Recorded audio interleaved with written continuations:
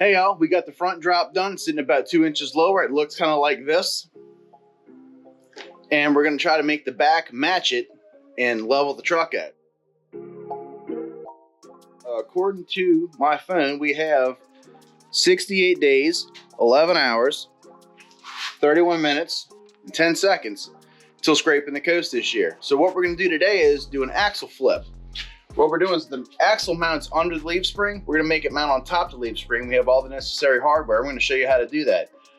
Before we get started though, we're gonna take off the back bumper and drop the receiver hitch because we ain't towing nothing with this drop truck.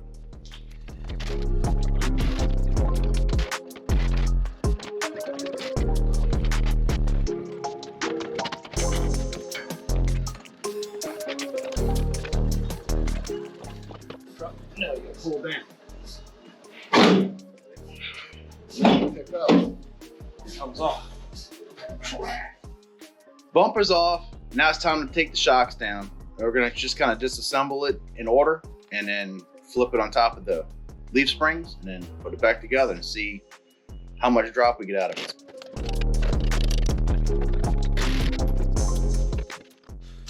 All right, so with the shocks off, we're gonna go ahead and bust the U-bolts off of either side. We have the rear end supported by the screw jacks. And once we get the axle free of the leaf springs, we go ahead and unbolt the leaf springs next. Went through a ratchet strap around the yoke of the pinion of the rear end because it was wanting to dip. Now we can finish taking these off.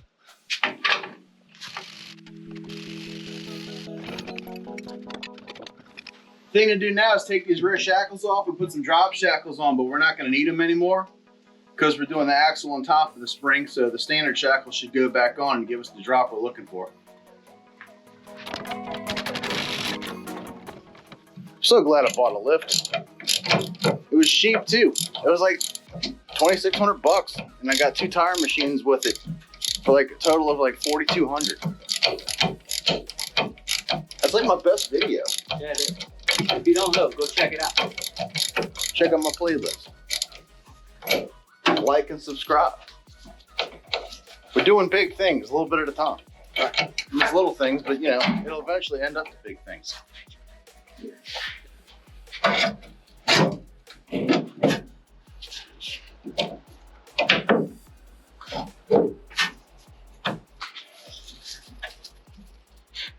The upper bolt has to come out on top of the frame. This ain't like a square body.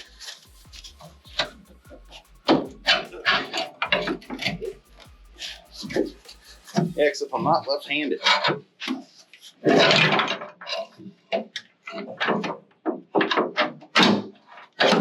we go.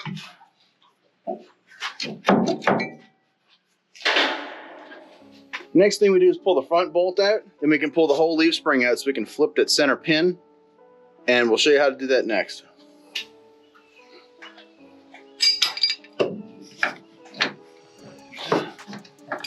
With all that sorted, because you know we pre-plan a lot around here. Yeah, safety 12. Yeah, safety's taking a back burner to actual production. We'll put some spritz on that too. I ain't trying to be all that, bro. There you go.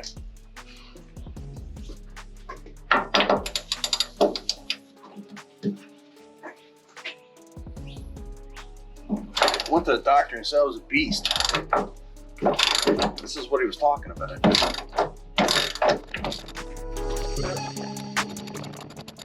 This was an HD, the frame would be an 8-inch frame, not a 6, and the body would be above this, and you could get a gun in on it, but or you could just hold the back pin as an afterthought. It's ready to come out now. So close. I remember what we had to do now. So GM puts this extra little helper on there to help you hold it if you want to tighten it from one side, but you can reach the back with a nut. To get the bolt completely out without dropping the gas tank, you got to cut more off than just this little nipple. Said nipple. So I'll put the nut back on so we can get to the threads a little bit, because really it's just that piece from my glove out that's stopping us. Put the nut on first, that way when you back out, it cleans your threads, you can reuse your bolt.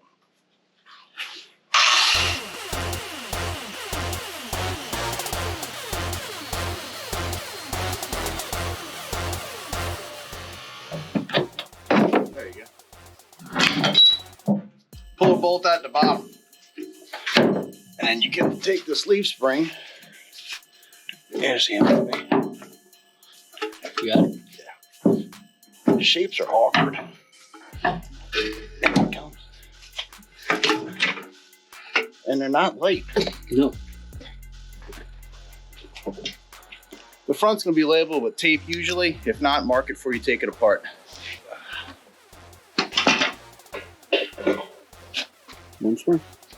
So instead of the axle sitting under the spring, it's gonna sit over the spring. That's why it's called a flip kit. We're flipping the axle from the underside to the overside. So when it sat underneath, this little pin fell into the perch that the axle rested on. So now it's gonna sit into the blocks for the flip kit. So you need to flip this pin. These Silverados don't really have a sprung spring, but to keep everything lined up while I take it apart, the back of the spring is the long part, so it's gonna be a little flatter. I'm just gonna keep this, it ain't gotta be super tight, just enough to where it doesn't wanna move when you pull the center bolt out.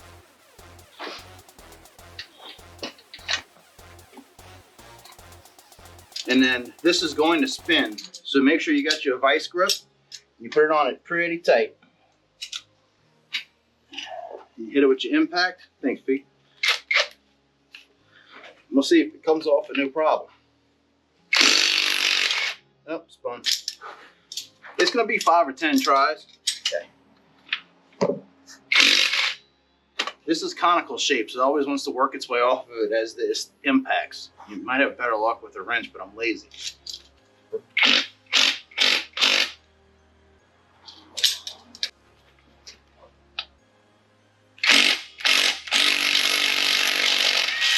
It tried. Once you take it out, don't loosen them because you got it. Stick it back in the other side. Always start your nut hand first so you don't cross thread it.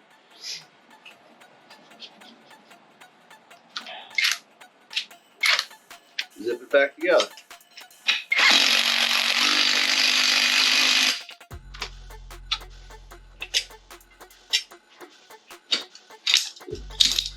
Now you're ready to put your springs back in, but when you do it, under the axle.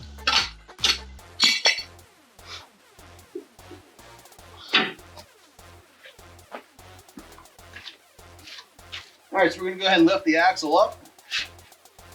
Remember, we got the yoke ratchet strap, so as we go up, it's gonna wanna tilt forward. So I'm gonna give this a couple clicks as we go up with it.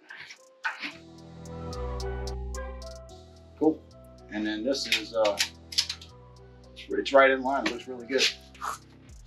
Cool. So the shorter distance is gonna be your front side. Or the side that you got tape on. Now we're gonna do this the easy way. Put the nut on the back side. That's the easy way. So you can take and put your bolt in through the front now and just put your nut on the back side instead of fighting trying to stick it through the gas tank.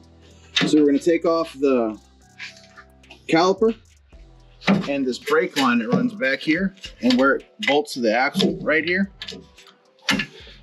And we're gonna run all that on the upper side of the axle because right now the e-brake's rubbing on the, it's pretty stiff, on the flip of the axle. We're gonna go ahead and reroute that. I'll show you how it's run after we do it because it's just hard to get your hands in there with the camera and everything. Probably gonna take 4 times as long too. So we'll do it. I'll show you how we do it and what we did. And then we'll get back to dropping the truck. We're doing the hard side first. The other side's pretty easy because there's nothing to work around. The cable's not in the way, the gas tank's not in the way, and this is the hard part of it. The other side, nothing to it. The e-brake out of this bracket, you have to squeeze inside of here. There's 2 squeezy pins. You can pull it out and then slide the cable through that gap. Route it on top of the axle now. It's bullshit. And you can flip your clip. It'll rotate with some persuasion, probably some lube. Absolutely. And then you can screw it back where it came off of on that bracket right there. Maybe. And now it runs your e-brake cable back over the top of your flipped leaf spring. We put that back together after the fact. Right. And then you still got an e-brake. So we're going to reinstall the stock shackle for right now to see if it's going to be, to check ride height. If we need to go lower, we can put the drop shackle back in the rear. The kit came with a new rear hanger, but we're not going to go bust all that off the frame. If we have a drop shackle in our hand, it's just easier, but we don't think we need the drop. So we're going to go back with the stock location. The other one sits about up here, which is already a drop. This is strong enough. Truck's not towing nothing. And it seems like it's going to be a really good ride height. What it's doing is, this is factory and this is factory. But now this, you can see, instead of sitting down here under the spring, it's now above the spring. So we think that's going to be enough drop as it sits. We're looking for like a ½ inch higher in the rear, just to put a hair bit of rake on it. So we're going to go in and pop the stock shackle back in the rear. Pick this up. Should be able to slide a bolt in it, huh? Yep.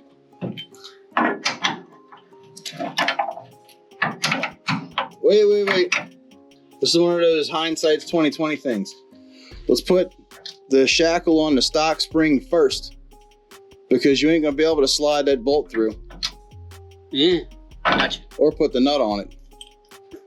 We're gonna install the shackle on first. Probably should have done it on the ground, actually. That way, when it comes time to put the bolt through the frame, we'll have room. We won't be fighting ourselves. It can't go the other direction because the way that piece sticks out on the end. There you go. Falls right into place pretty much. Tap it from your side. There you go. Dink. Dude, that looks good. Yo, tapperoo. Perch. Oh, perch time. This is the reason why we had to spin this upside down, because the perch, so I can pull down on it. I can also pick up on the axle. Yeah, we'll have to. Not bolt it in. So stick it on the notch, and we'll get that down. So with the perch on your reverse notch, it all just kind of falls into place. That's it. It's on the notch, and down. Fell out a little bit, but You gotta let the ratchet strap loose so it rotates.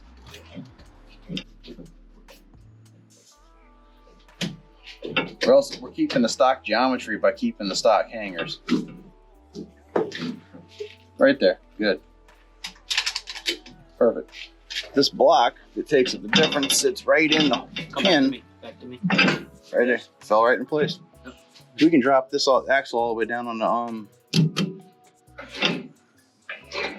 There you go, sitting on the springs. Yep. Our bolts ain't tight, but as long as the bolts are through the holes, it ain't going nowhere. So we'll go ahead and zip this up and then do the other side. All right, so with your perch in, it's crucial to make sure that it fits over the right notch. There's a shorter side and a taller side. The taller is in the back. I'll show you in a second. So now your U-bolts drop over the top. And then your plate comes up the bottom side. And make sure that when you put your plate on, it's shaped downwards like this. And your larger hole goes to the front to allow your nut to come through.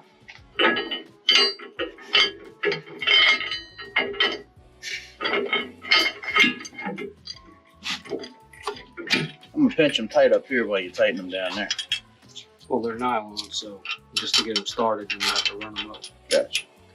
And then probably cut the length of the bolt down because they'll be too deep.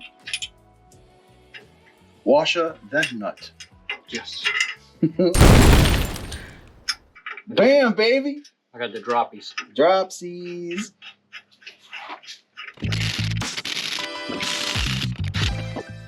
Very nice. Very nice. The studs aren't any lower than your brake rotor. You want to cut them or leave them? Leave them. All right.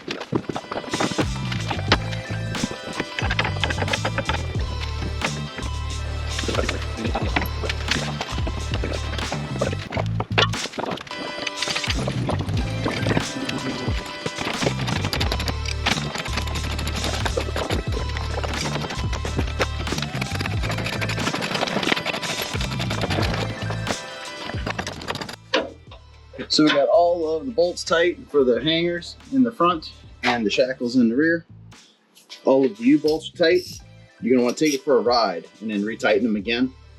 Now there's these pucks where the stock, they're about this long, bump stops were. I got some little custom ones from PST, and we're gonna go ahead and remove this on both sides. I'll go grab them little mounts. Okay. These are those polygraphite eBay purchase, but they are energy suspension. I think they used to be called PST or Global West or something, but energy suspension, they're about 5/8 of an inch. They got a little round kick to them. Look at your burr. Check them out. And when these come off of here, just like it is, these will go back in the same spot. Already, they're a hair lower than just the metal thing, but this will be a whole lot better than just bottoming out on nothing.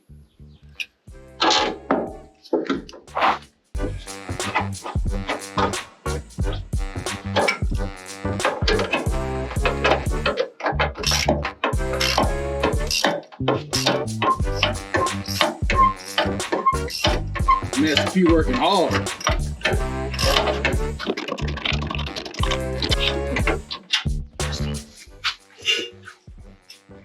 Oh yeah, it's plenty good. We're gonna do something with this exhaust too. I'm just making a list longer as we're trying to get everything else short. That's a leftover from Charlie's truck. He did that in the garage one day. Can't stand them quiet and shit. This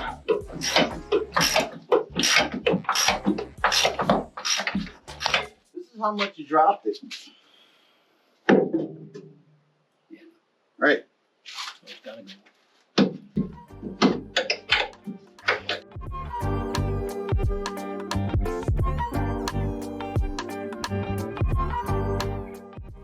So we got the shocks on, all the hanger bolts tight, shackle bolts tight. We didn't use the whole kit. I believe these back hangers we're gonna take the place of the drop shackles, and we don't have any front hangers. So that was gonna make this kind of geometry off a little bit and make the front of the axle where the yoke is dip down, and not how it's supposed to be, in my opinion. The axle has the perfect angle where it has to be, and we're keeping that stock geometry by keeping the stock hangers. And just putting the axle on top of the springs should provide enough drop for what we're trying to do. Because we may have to cut our front coil, but this is the least amount of drop we can get out of that kit before we start having to add other stuff. So we're gonna drop it down on the ground and see where it's at. If we're happy with it, we're gonna leave it. If not, take it all back apart, cut a half a coil out the front to get the front to sit down right, and then adjust the rear to match the front, kind of like we started off in the first place. We altered the attitude with the altitude.